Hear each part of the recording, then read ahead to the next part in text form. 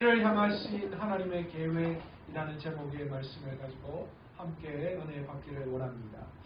야고보서 1장 1절에서 18절까지의 말씀은 야고보 사도의 문안 인사와 그리고 시험 중에 성도가 가져야 할 신앙의 자세에 대한 이야기를 기록하며 우리에게 교훈을 주고 있습니다. 특별히 전반부인 1장 2절에서 12절에서는요. 시험에 대한 이야기를 구체적으로 우리에게 들려주고 있습니다. 그러니까 야고보 사도는 우리에게 너희에게 시험이 올 때에 어떤 자세로 그 시험에 임해야 하는가라는 것에 대한 이야기를 우리에게 전해주고 계십니다. 그런데요, 우리가 여기서 중요하게 살펴보아야 할 단어가 한 가지 있습니다. 그러니까 1장 2절부터 18절까지의 말씀 중에 등장하는 단어인데요. 이 시험이라고 하는 단어입니다. 지금 야고보 사도가 중심으로 생각하고 있는 단어는 시험이라는 단어예요. 야고보 사도가 이 시험 중에 있는 그리스도인들, 박해를 피해서 각지로 로마의 이 변두리인 각지로 흩어져 살아가고 있는 이 그리스도인들, 그런데 여전히 그들에게 여러 가지 핍박과 어려움 가운데 있는 그들에게 너희가 시험을 당할 때에 그 시험을 어떻게 준비해야 하며 어떻게 생각해야 하며 어떻게 이겨내야 하는가라는 것을 이야기하고 있는 거죠. 그런데 이 중에 시험이라는 단어가 두 가지 의미로 해석되어지고 있음을 우리는 오늘 본문을 통하여 볼 수 있습니다. 그러니까 야고보 사도가 2절에서 12절까지 이 시험이라는 단어를 사용하고 있는 이 단어와 이 13절에서 18절 이 구절에서 말씀하고 있는 이 시험이라는 단어가 전혀 다르게 해석되어지고 있다라는 거예요. 이 헬라어 원어는 같은 단어를 쓰고 있어요. 그러나 이 야고보 사도에게 있어서 이 단어는 완전히 다른 단어의 다른 의미의 단어로 해석하고 있다는 거죠. 앞에 사용한 야고보 사도가 앞에 2절에서 12절까지 쓰고 있는 이 시험이라는 단어의 뜻은 시련에 해당되는 단어입니다. 그러니까 뭡니까?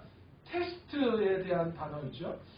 영어로는 제가 잘은 모르겠지만 트라이얼이라고 하는 단어로 훨씬 더 쉽게 표현하고 있는데 이 단어는 사실 저도 잘 쓰지 않는 단어인데 제가 쉽게 쓰는 단어는 테스트예요. 누군가 무언가를 테스트, 시험해 볼 때 쓰는 그런 의미로 하나님께서 뭐 하시는 거예요? 테스트하는, 시험하는 개념으로 우리는 볼 수 있다는 거죠. 그리고 13절에서 18절에 나타나는 이 시험이라는 단어, 야고보가 여기에서 쓰고 있는 이 시험이라는 단어의 의미는 유혹을 나타내는 단어예요. 다시 말해서 temptation이라는 단어죠. 무언가 유혹에 의해서 넘어지는 시험, 이것을 의미하는 그런 단어다라는 거예요. 오늘 야고보 사도가 본문에 와서 뭐라고 우리에게 말씀하고 있습니까? 사람이 시험을 받을 때에 내가 하나님께 시험을 받는다 하지 말라, 그렇게 이야기하고 있어요. 왜일까요? 왜 우리가 시험 중에 있을 때 내가 하나님 앞에 시험 받는다 그렇게 이야기하지 말라고 하는 것일까요? 야고보 사도는 시험을 받을 때에 하나님에 대해서 가질 수 있는 두 가지 오류에 대한 이야기를 하고 있습니다. 첫 번째, 우리가 시험 받을 때에 가져올 수 있는 오류는 뭐냐? 하나님은 결코 악에게 시험 받지 않으시는 분이시다라는 거예요. 우리는 시험 중에 있을 때에 아니 하나님이신데 왜 이런 일을 우리에게 그냥 허락하실까? 그렇게 생각하는 경우가 참 많이 있다라는 거죠. 그런데 여러분, 우리가 알아야 할 잘못된 생각 중에 하나가 바로 이겁니다. 하나님은 결코 악에게 시험받는 분이 아니셔요. 여러분, 가정을 한번 해봅시다. 만약에 하나님께서 악에게 시험을 받는다라고 가정한다면 어떤 결과가 나타날 수 있을까요? 하나님은 악에게 시험 받으실 만한 어떤 분이셔요? 무력한 존재라는 거죠. 하나님이 악한 사단보다도 훨씬 더 힘없는 사람으로 우리에게 비춰질 수 있는 거예요. 또 어떤 일이 있을까요? 만약에 하나님이 사단에게 시험 받으신다면 이 시험 당하는 자신이 능력이 없어 시험 받는 것이기 때문에 시험 중에 있는 우리를 도와주실 수 있는 분이실까요? 없는 분이실까요? 없는 분이시죠. 그러니 하나님은 악에게 시험을 받는다고 우리가 가정을 내려서는 결코 안 되는 거예요. 결국 하나님은 능력이 없으시고 능력이 없는 하나님이시다라는 것을 우리 생각 속에 잠재적으로 가지고 있게 되는 거예요. 하나님, 왜 나한테 이런 일이 일어나야 합니까? 이런 불만과 이런 어떤 원망이 터져 나올 때 그 말 뒤에는 어떤 것이 포함되어져 있다고요?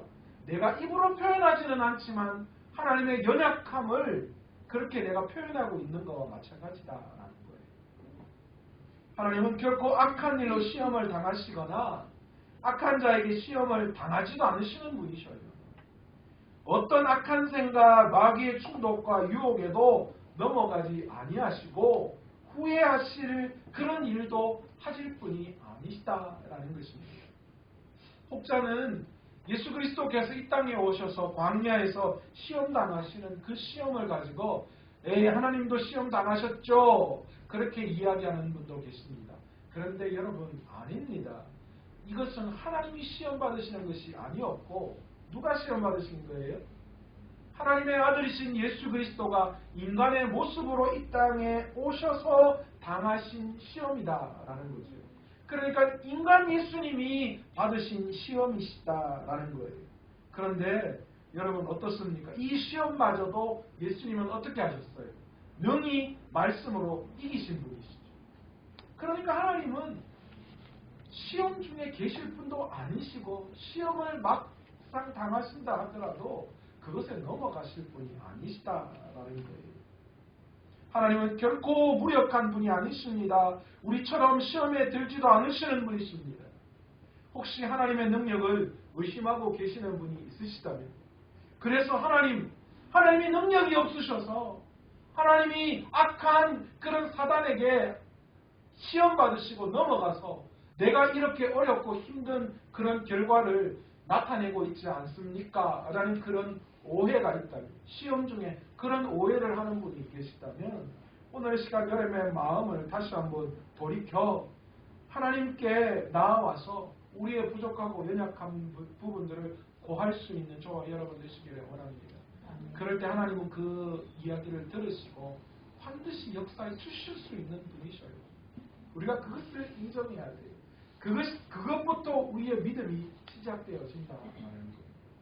우리가 시험 당할 때에 또 한 가지 오해하는 것이 하나 있을 수 있습니다. 뭐냐 하면 오늘 본문은 뭐라고 말씀하시느냐? 우리가 시험 중에 하나님께 우리가 시험 받는다 그렇게 오해하지 말라 말씀하고 있는 거예요. 왜 그렇게 성경은 이야기하고 있습니까? 하나님께서는 친히 아무도 시험하지 않으시는 분이시다 그렇게 말씀하세요. 그러니까 우리가 시험 중에 있을 때 내가 하나님 앞에 시험 받는다 말하지 마라 그렇게 말씀하시는 거예요. 하나님은 시험하시는 분이 아니시다라는 거예요. 여러분 만약에 여기서도 한번 가정을 해봅시다. 하나님이 우리를 시험한다라고 그렇게 생각해 봅시다. 만약 하나님이 친히 나를 시험하신다라는 그 말은 어떤 뜻이 포함되어져 있습니까? 능력은 있지만 나를 사랑하지 않으시기에 나에게 시험을 주시는 거예요. 너 잘하나 못하나 한번 보자. 뭐 이런 거 아니시겠어요?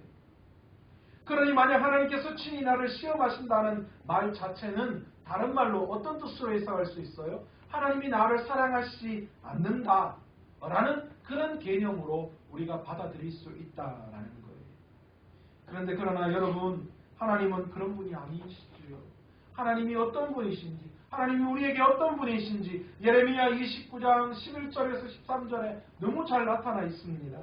여호와의 말씀이니라 너희를 향한 나의 생각을 내가 아나니. 하나님께서 우리를 향해서 가지고 계신 생각이 무엇인지를 이야기하시는 거예요. 평안이요 재앙이 아니다. 하나님이 우리에게 주시는 생각은 우리를 넘어뜨리는 것이 아니라는 거예요. 우리를 재앙 가운데 빠뜨리는 것이 아니라 날마다 평안하게 만드시는 분이라는 거예요. 너희에게 미래와 희망을 주는 것이니라. 내가 내게 너희가 내게 부르짖으며 내게 와서 기도하면 내가 너희의 기도를 들을 것이요 너희가 온 마음으로 나를 구하면 나를 찾을 것이요 나를 만나리라 그렇게 말씀하고 계시요. 그러니까 하나님은 뭐라고 말씀하시는 거예요? 나에게 끊임없이 평안을 주시는 분이시고 그걸 원하시는 분이시고 우리가 기도하고 나아갈 때 하나님은 어떤 경우에도 우리의 기도를 들으시고 응답해 주시는 분이시다라는 거예요. 그러니까 하나님 앞에서 내가 시험 받는다라는 생각을 해서는 안 된다라는 거죠. 하나님은 시험 받는 이들의 멸망을 바라보고 계시는 분이 아니에요. 하나님 우리를 시험하셔서 너 이제 어떻게 죽나 보자. 너 어떻게 망하나 보자. 그렇게 시험하시는 분이 결코 아니라는 거예요. 하나님의 시험은 그런 것이 아니기 때문에 우리가 감히 시험받을 때 하나님 앞에서 시험받는다. 하나님의 나를 시험한다. 그렇게 말해서도 안 된다라는 겁니다. 사실 우리의 삶 속에서 극심한 고통과 시련을 겪을 때 우리는 하나님을 향해서 오해할 때가 있습니다. 하나님 어떻게 나에게 이러실 수가 있습니까? 하나님 왜 꼭 저에게 이러시는 겁니까? 하지만 그렇게 생각할 때 우리는 가장 피해를 볼 수 있습니다. 그것이 진정한 시험의 원인을 깨닫지 못하게 하는 그런 질문이기 때문에 우리는 우리의 삶에서 계속해서 다가오는 심한 고통과 연단 가운데 그래서 독버섯처럼 자라나고 있는 하나님께 대한 부정적인 그런 마음들을 오늘 말씀을 통하여서 몰아낼 수 있어요. 하나님은 우리에게 시험 주신다. 왜 나에게만 시험 줄까? 왜 나에게만 이런 고통 가운데 있을 수 있게 하실까? 그런 질문들이 독버섯처럼 나를 막 망가뜨리고 있다는 거예요. 그래서 계속 하나님과 오해가 쌓여가게 그렇게 하고 있다라는 겁니다. 어쩌면 하나님을 향해서 비난하고 원망 돌리면 어쩌면 문제는 간단하게 해결될 수 있는 것 같이 보여지기도 합니다. 어쩌면 그러나 그렇게 한다고 해서 문제가 해결되어지는 건 하나도 없어요.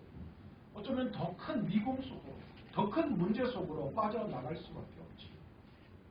우리는 여기서 하나님이 우리를 시험하시는 또 다른 측면을 볼 수 있습니다. 바로 우리가 죄악 가운데 있을 때에 하나님께서 나를 시험하여 고통을 주시는 경우를 우리는 생각해 볼 수 있다라는 겁니다. 그런데 정말 그렇다면 하나님께서 우리를 시험하실까요? 오늘 본문의 말씀을 보면 뭐라고 이야기합니까? 하나님은 우리를 시험하시는 분이 아니다 라고 그렇게 말씀하고 있습니다. 오늘 성경은 분명히 그렇게 이야기합니다. 그런데 여러분, 우리는 이런 질문을 할 수 있습니다. 아니 그러면 목사님, 성경에 나오는 아브라함이 받았던 또 욥이 받았던 시험은 도대체 무슨 시험입니까? 하나님은 우리를 시험하시지 않는 분이라고 하셨는데 그런데 왜 구약 성경에는 아브라함의 시험과 욥의 시험이 나오는 거예요? 그런데 여러분, 여기서 욥의 시험은 어떤 시험입니까? 하나님의 직접적인 시험이 아니에요. 누구의 시험이었습니까? 사단의 시험입니다. 하나님이 뭐 하신 거예요? 해보아라 허락해 주신 거예요. 그러니까 하나님이 욥을 시험하신 게 아니죠. 그러니까 이건 그냥 넘어갑시다. 그러면 아브라함의 시험은 어떻습니까? 창세기 22장 1절에서는 뭐라고 이야기합니까? 그 일 후에 하나님이 아브라함을 시험하시려고 지금 뭘 시험하시려고 그러는 거예요? 지금 하나님이 아브라함에게 뭘 이야기하시는 거예요? 아브라함을 시험하시려고 독자인 이삭을 바치라는 그 이야기를 지금 하려고 하시는 거예요. 그런데 본문에 분명히 뭘 이야기하는 거예요? 하나님이 뭘요? 아브라함을 뭐 하셨다고 하신 거예요? 시험하시려고. 아니 그럼 목사님 이건 뭡니까? 하나님 시험 안 하신다면서요. 그런데 왜 성경에는 아브라함을 시험한다라고 그렇게 말씀하시느냐? 간단히 말씀을 드리면 그렇습니다. 창세기 22장 1절에서의 시험은 무슨 시험이에요? 테스트. 하나님이 네가 정말 네 아들보다도 나를 더 사랑하는가에 대한 테스트. 더 나아가서는 뭐예요? 네가 하나님을 향한 내가 너와 약속했던 그 약속의 말씀, 그 약속의 말씀에 대한 신뢰가 얼마나 되는지에 대한 뭐예요? 시험이라는 거예요. 이건 우리가 생각하는 악한 사단 마귀가 주는 그런 시험과 전혀 다른 시험이다라는 거예요.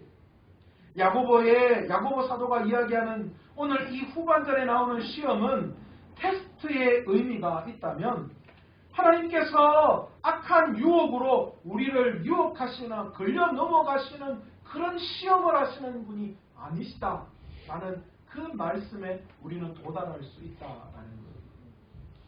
그러니까 하나님께서는 이 모든 일들을 통해 그 연단과 검증의 과정을 주관하시고 섭리하시면서 그 연단과 검증의 과정을 통하여 무엇을 이야기하는 거예요? 하나님이 목적하신 바를 성취해 나아가시는 과정 중에 뭐가 있다는 거예요? 하나님이 말씀하시는 시험이 있다라는 거예요. 그러니까 하나님의 시험은 우리가 그 시험을 통하여 연단받고 검증받아서 하나님이 목표하시는 그 목표 지점까지 이르는 거예요. 이르는 거예요. 우리가 공부를 하고 시험을 통하여서 뭐 하는 거예요? 우리가 어느 정도 그 학습에 대한 것으로 성장해 나아가는 것처럼.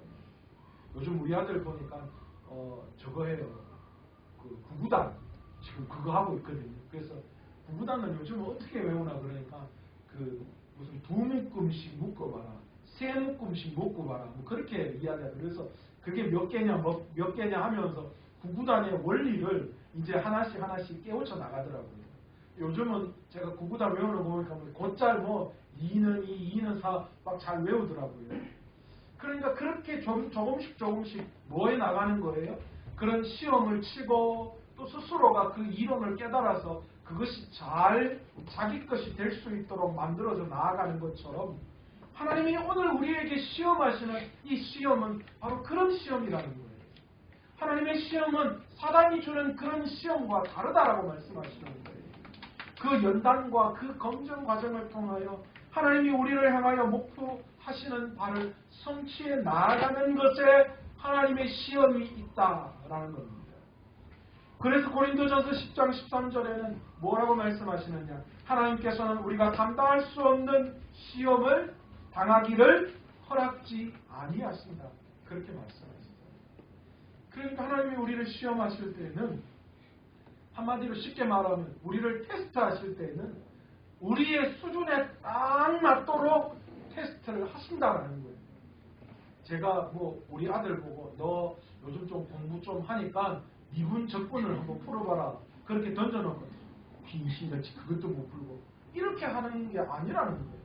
하나님은 우리에게 딱 우리 수준에 맞는 그 시험을 하시고 하나님은 그 시험을 이길 수 있도록 힘을 주시는 분이시다. 그렇게 말씀하는 거죠.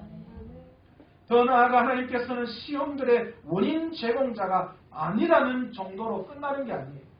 오늘 야고보 사도가 너희가 하나님 앞에 시험 받지 않는다라고 이렇게 말할 때에는 하나님은 단순히 너희를 시험하는 시험을 제공하는 자가 아니다 이 정도로 끝내는 것도 아니고요.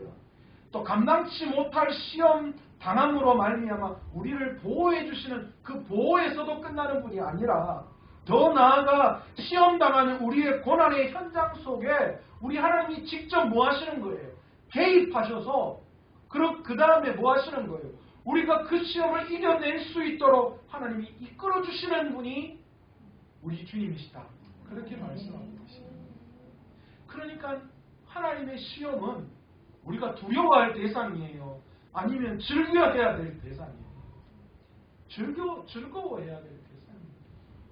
하나님 앞에 우리가 시험 받을 때, 하나님의 그 테스트를 받을 때는요, 하나님은 그것을 이겨낼 수 있는 힘도 주시고 우리를 그냥 그 시험 중에 버려두시는 분이 아니라 하나님은 친히 그 모든 것들을 감당하시고 우리와 함께 하시고 친히 그 모든 고난의 현장에 참여하셔서 우리를 이끌어내 주시는 분이시다라는 거예요. 그런데 반면에 어떻습니까? 사단이 주는 시험은 어떻습니까? 사단이 주는 시험은 완전히 다른 면목입니다. 사단은요 목적이 뭐예요? 사단이 우리에게 시험할 때는 그 목적이 타락과 파괴입니다. 하나님의 시험의 목적은 뭐예요? 연단과 거룩입니다. 연단을 통하여 거룩하게 되는 거고, 사단이 주는 시험은 타락과 파괴예요. 그러니까 전혀 다른 의미예요. 그래서 하나님의 시험을 올바로 통과하면 무슨 결과가 나타나는 거예요? 하나님과 더 가까워지고 거룩한 모습이 우리에게 나타나지만, 사단의 시험에 빠지면 예외 없이 뭐가 되어지는 거예요? 하나님과 멀어지고 또한 추한 모습으로 우리가 변화되어지고 만다라는 거예요. 여러분, 하나님은 믿음에 호소합니다. 그러나 사단이 우리를 시험할 때에는요, 욕심으로 우리를 자극하고 부추겨요. 따라서 정확하게 말한다면 하나님의 시험은 성도의 연단을 위한 시련이에요. 그러나 사단의 그 시험은 유혹과 미혹이고, 그래서 우리를 파괴하고 우리를 타락하게 만드는 것에 있다라는 겁니다. 말하자면 하나님의 시험은 성도들을 더 높은 곳으로 인도하기 위한 도약이에요. 높은 곳에 올라가기 위해서 계단을 한 단계 한 단계 올라가는 것과 같은 거예요. 그러나 사단의 시험은 멸망으로 끌어내리기 위한 덫과 함정이라는 거예요. 그래서 오늘 야고보 사도가 그 이야기를 하는 거예요. 너희가 시험 중에 있을 때에 하나님 앞에 시험 당한다 그렇게 이야기하지 말라 하는 이유가, 하나님의 시험은 파괴하고 우리를 타락하게 만드는 것에 목적이 있지 않다라는 거예요. 그러니까 너희가 하나님 앞에 시험 당한다 말하지 말라는 거예요. 하나님의 시험은 뭐예요? 시련이 테스트예요. 그래서 야고보 사도가 1장에 와서 1장에서 뭐라고 이야기합니까? 너희가 시험을 당하거든 뭐 해야 돼요? 온전하게 기뻐해야 된다 이야기하는 거. 왜요? 그 시험은 뭐라는 거예요? 하나님이 우리에게 주시는 테스트라는 거예요. 그러니까 그 테스트에서 우리가 온전히 기뻐해야 될 이유가 있다라고 그렇게 말하는 거예요. 근데 이제 뒤에 와서는 뭐라고 이야기합니까? 너희가 하나님 앞에 하나님이 너희를 시험한다고 말하지 마라. 그 이야기하면서 뒤에 뭐라고 이야기합니까? 사람이 시험받을, 하나님은 악에게 시험을 받지도 아니하시고 친히 아무도 시험하지 아니하십니다. 그리고 14절에 오직 각 사람이 시험을 받는 것은 뭐 때문에요? 자기 욕심 때문이다. 그렇게 이야기합니다. 그러니까 사단이 주는 이 시험, 하나님이 주는 이 테스트의 시험이 아니라 사단이 주는 이 시험의 결과가 뭐라는 것을 우리에게 말씀해 주고 있는 거예요. 사단이 우리에게 주는 그 시험이 우리에게 오는 이유, 우리가 그 사단의 시험에 빠지는 이유가 어디에 있다고 분명하게 이야기하고 있습니까? 우리의 욕심에 있다. 여러분, 하나님이 우리를 시험하는 건 테스트이지만 우리의 욕심 때문에 받는 시험은 뭐라는 거예요? 파멸과 파괴가 우리에게 주어진다. 더 나아가서 어떻게 된다라는 거예요? 결국은 그것이 우리를 죽음에 이르게 한다. 그렇게 말씀합니다. 여러분, 가만히 생각해 보세요. 여러분이 지금까지 하나님에게 받은 테스트와 우리가 지금까지 오면서 내 욕심 때문에 받은 시험이 무엇이 있는가 한번 살펴보세요. 여러분, 완전히 다른 거예요. 하나님의 시험의 뒤는 승리예요. 호약이에요. 기쁨이에요.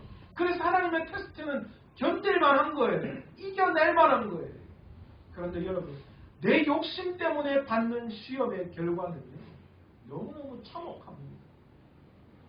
그러니까 우리가 시험 중에 있을 때에 이 시험이 무슨 시험인가를 우리가 구분할 수 있어요. 우리가 욕심 때문에 받는 시험이라면 어떻게 해야 할까요? 그 시험을 이기기 위해서는 그 욕심을 던져버려야 해요. 욕심을 뿌리쳐야 합니다. 그렇지 않고는 그 시험을 이길 방법이 없어요. 여러분의 시험 당할 때 여러분이 계속해서 여러분의 삶이 파괴되어지고 여러분의 삶이 타락해 나아간다면 여러분, 그 시험은 사단이 주는 시험이에요. 그 결과 그 사단이 주는 시험이 무엇 때문에 나에게 왔다고요? 내 욕심 때문에 왔다는 거예요. 그래서 욕심을 버릴 수 있어요. 그러나 하나님이 주시는 테스트는 전혀 다르다라는 거예요. 하나님이 주시는 테스트는 여러분 기뻐해야 돼요. 여러분 그거는 받아야 돼요. 그거는 받아서 누려야 돼요. 오늘 김 장로님하고 아까 장로님들하고 같이 식사했는데요. 장로님 허리 아프셔가지고 예전에 과거에 철봉을 많이 하셨다고 그러더라고요. 그런데 놀랍게도 한 3개월 철봉하시니까 허리도 깨끗하게 낫고 그 다음에 턱걸이 겨우 하나 하셨는데 그 다음에 한 3개월 철봉에 매달리시니까 근육이 팔에 근육이 붙어도 25개인가 장로님? 그렇게 턱걸이를 하셨다고 그러더라고요. 우와, 저는 제 생전에 태어나서 턱걸이 하나를 해본 적이 없는데 이야 20몇 개를 하셨다고 그러니까 대단하더래요. 여러분 이게 뭡니까? 연습의 결과예요. 체력을 키운 결과예요. 하나님이 주시는 테스트는 그것은 여러분 우리를 뭐하게 하는 거예요? 강하게 단련시킵니다. 하나님이 어떤 시험 가운데서도 견뎌낼 수 있도록 하나님이 주시는 어려움이라는 거예요. 그러니까 그건 견뎌내고 당하면 당할수록 우리가 뭐해지는 거예요? 강해지는 거예요. 우리의 믿음이 더 견고해지는 거예요. 우리의 믿음이 하나님 앞에서 더 자라나는 것이기 때문에 우리는 그 시험이 너무나도 기쁜 거예요. 그러나 우리의 욕심과 욕망 때문에 우리의 욕심이 잉태하고 그 잉태한 결과 죄를 낳고 그 죄의 결과인 죽음을 낳는 이 욕심에 의해서 받는 바로 그 시험은 우리를 죽음에 이르는 거예요. 우리를 죽음에 이르는 거예요. 욕심이 얼마나 무서운지를 우리에게 보여주는 거예요. 여러분 그런데 사실 보세요. 여러분 뭐 때문에 힘들어요? 뭐 때문에? 제가 그랬잖아요. 이 땅에 하나님하고 내하고만 있으면요. 이 땅에 집이 없어도 얼마나 행복하겠어요. 빨가벗고 다녀도 얼마나 좋겠어요. 맨날 그냥 물만 마신다 해도 얼마나 좋겠어요. 비교 대상이 없잖아요. 그런데 다른 사람이 생겨나니까 문제가 되는 거예요. 뻔히 삼시세끼 꼬박꼬박 다 묻고 있는데 그런데 뭐가 생겨요? 내 마음 안에 불만이 생겨요. 이유가 뭡니까? 더 잘 먹는 사람이 보이는 거예요. 그래서 뭐가 생겨나는 거예요? 욕심이 생겨나고 욕망이 생겨나고 그래서 더 좋은 거를 갈구하게 돼요. 결국은 그게 뭘 가져오는 거예요? 내 인생을 파멸하게 만들어요. 여러분 그런 사람 많잖아요. 정말 똑똑한데 결국은 그것이 전혀 쓰임받지 못해서 부정적인 생각으로 치닫다가 결국은 자살하고 결국은 인생을 완전히 폐인처럼 보내는 사람 얼마나 많아요. 특히 그런 이야기 많잖아요. 서울대 보내놨다니. 서울대 보내면 다 되는 것 같았는데 그런데 정작 서울대 가서 사람이 피폐하게 된 사람 얼마나 많은지. 제 친구 중에 그런 사람이 있어요. 서울대 갔는데요. 대천에서 용났다 했죠. 대학생활 거의 다 장학금 받고 다 했어요. 그런데 그놈의 사시가 문제였어요. 사시 시험 친다고 매어 달리더니만 첫 번째 떨어지고 두 번째 떨어지고 세 번째 떨어지지만 계속 치면 칠수록 떨어지니까 사람이 완전히 피폐해요. 진짜 이제는 뭐 서울대가 무슨 그게 문제가 되지 그게 전혀 어떤 그런 자랑거리가 되지 못하는. 그래서 결국은 뭐 하느냐 뭡니까 고시원에 주임이라 합니까? 고시원 앞에서 애들 관리하고 하는 서울대 나와서 거짓이라고 하면 안 되잖아요. 그것도 신성한 거니까. 그거밖에 못하는 그런 거 하다가요. 결국은 또 그 행정고시 친다고 또 하다 그것도 안 되고 또 7급 공무원 시험 6급인가 7급 공무원이 그것도 안 되고 결국은 9급 공무원 시험 그것도 처음에 몇 번 떨어지다가 겨우 되더라고요. 여러분 우리가요 스스로의 욕망에 빠지면 우리가 얼마나 비참하게 되는지 몰라요. 저는 그 친구가 너무 안타까웠어요. 그 중간에 충분히 다른 더 좋은 더 모든 것들을 벌 수 있었는데 자신의 욕심과 욕망 나는 반드시 그걸 한다라는 잘못된 욕심 욕망 그리고 다른 친구들 다 그렇게 성공하는 거 보면서 자기 스스로가 용납이 안 되는 거예요. 여러분 이게 거기에만 속해 있는 이야기예요. 우리의 인생 중에서도 그렇잖아요. 우리가 인생을 살아가면서도 그런 것 때문에 불행하다라는 생각 얼마나 많이 있습니다. 제가 알고 있는 의사 선생님이요. 저희 어머니를 치료하면서 그런 이야기 하시더라고요. 저희 어머니가 무릎이 좀 안 좋아서 치료받으러 가셨는데 우리 어머니가 아니 무릎이 왜 이리 아프냐고. 약을 먹어도 안 아프고 약을 먹어도 계속 아프고 이 왜 자꾸 이래가지고 이제 완전 못 쓰는 거 아이가 이러니까 장로님이셨는데 그 이야기. 아이고 쇠도 30년 쓰면 녹슬어가 다 그냥 고장 나는데 이만큼 쓰셨으면 됐지요. 그리고 어째 70 그때는 60 넘어가 어째 20대 청년같이 무릎이 괜찮을 거라고 생각하냐고. 다 그 나이에 맞춰가지고 아 이만큼 나이 됐으면 내 무릎도 그만큼 고장 났다 그래 생각하고 써야지. 어떻게 무슨 의사가 신도 아니고 뭐 60 넘어와가지고 고장난 무릎 갖고 와가 20대처럼 고쳐달라고 하면 누가 고쳐주냐고. 그렇게 막 하시다. 그래서 그 수준에 맞도록 생각해서 살아라. 그래서 고쳐지는 것도 20대처럼 안 고쳐준다. 약 아무리 먹고 뭐 다른 무릎을 갖다 끼워도 20대처럼 안 된다. 그러니까 아 내가 60 넘었구나 생각하고 아 이 정도에서는 이 정도 하면 적당하다. 그래 생각하시면 딱 된다 그러시더라고요. 근데 제가 그 이야기 들을 때 처음에 뭐 의사가 말이야 고쳐주는 게 맞는 거지 그랬는데 돌아와서 가만히 생각해보니까 그렇더라고요. 정말 그렇잖아요. 아니 어떻게 그만 쓰면 됐지 또 어떻게 20대처럼 멀쩡한 걸로 만들 수가 있겠어요. 여러분 욕심이 그렇게 욕심에 차면 어떻게 되는 거예요? 불만 가질 수밖에. 내가 왜 이러노? 내가 왜 이렇게 못 걷노? 내가 왜 이렇게밖에 안 되노? 그렇게 자신을 추궁하게 되고 결국은 자신의 삶을 비참하게 만들 수밖에 안 되고.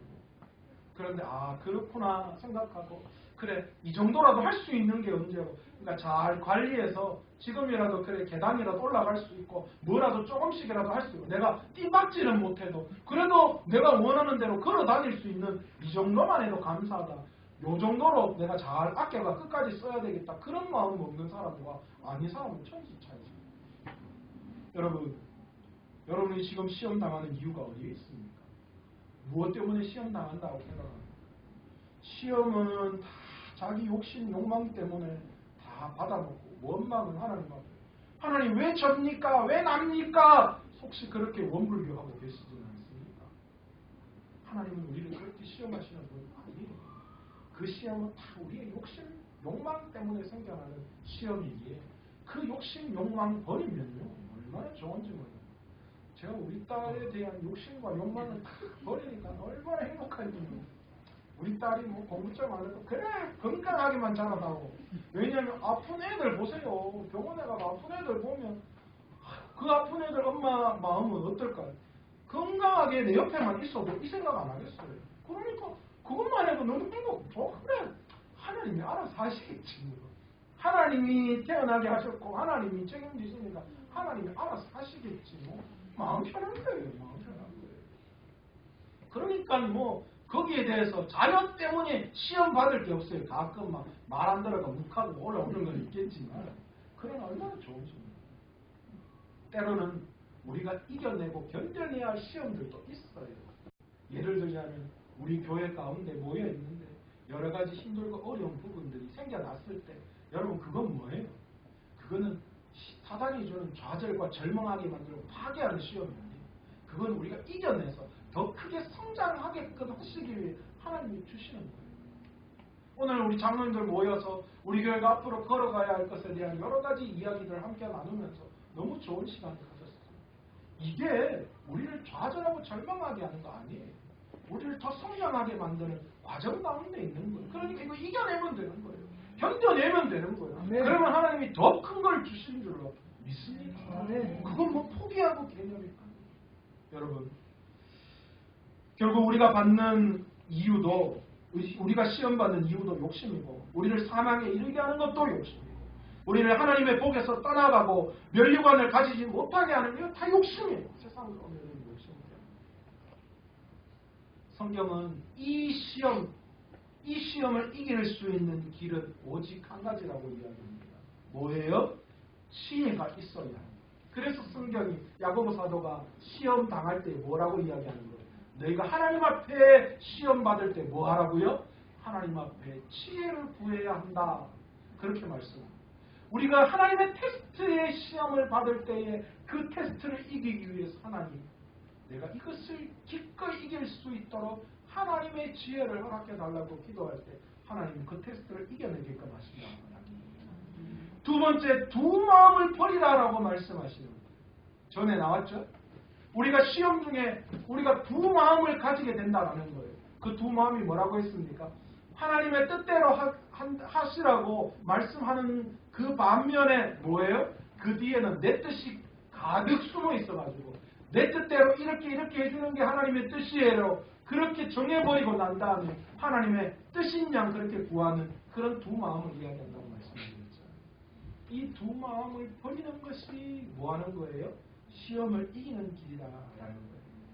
그리고 헛된 것을 따르지 않을 때에 우리가 시험을 이길 수 있다라는 거예요. 세상 욕심 없어질 것 그거 구하는 거 아니에요. 오늘 새벽에 우리가 나그네 인생에 대한 이야기를 했어요. 히브리 기자가 그 이야기를 해요. 너희가 이 땅이 본향이 아니라 나그네 인생이라고 그렇게 이야기했거든요. 그러니까 우리는 이 땅에서 나그네 인생을 살아가는 거예요. 그러니까 이 땅의 거는 헛된 거예요. 잠깐 와서 자고 가야 할 그곳이 대궐처럼 좋을 이유가 없는 거예요. 그러니까 우리가 그런 헛된 마음, 나그네 인생을 살아가는 이 땅에서의 삶의 것들을 다 헛것으로 알고 그것을 따르지 않고 버릴 때에 우리가 그 욕심과 욕망의 유혹에서 이겨낼 수 있다.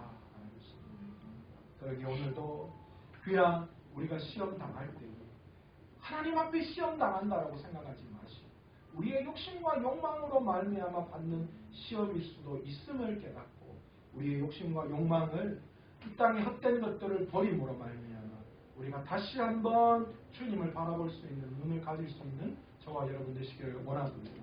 하나님 앞에 시험 받을 때 하나님 앞에 지혜를 달라고 하나님 이 테스트를 이겨낼 수 있는 지혜를 달라고 구하면서 그 시험을 이겨낼 수 있는 저와 여러분 되시기를 간절히 축원합니다. 오늘 이 시간 말씀을 생각하시면서 함께 기도하실 때